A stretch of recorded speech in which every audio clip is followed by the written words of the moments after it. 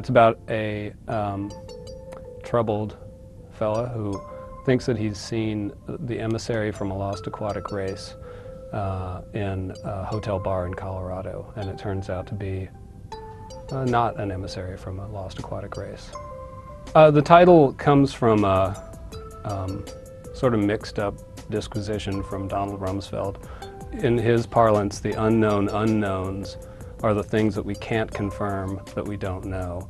It was the sort of basis of you know, the war on terror in a lot of ways, you know, that we could anticipate things that we didn't know, weapons of mass destruction, for instance.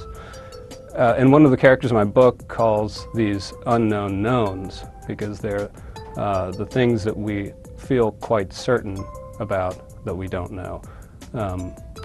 In other words, delusions, sort of dogmatic religious beliefs.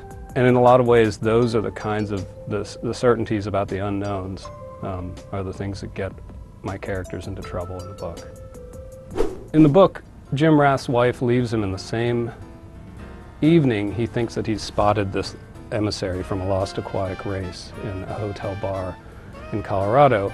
And it's not coincidental that those two things happen on the same day, because I think Jim, like all of us, you know, when we confront really stressful times, retreat to our fantasy life because it tends to be a simpler explanation for everything around us.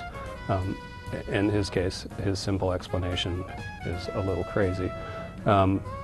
It interested me because I think this same sort of operation happens on a mass culture scale. After 9/11, 9/11 was an incident that was so hard for us to digest that we, you know, as a nation kind of retreated to some old sort of fantasies about the world. The sort of East-West xenophobia started to spring up again in really ugly ways, and suddenly, like, our national saga turned from, say, Titanic the musical to the Song of Roland. And George Bush, I guess, became sort of a Don Quixote.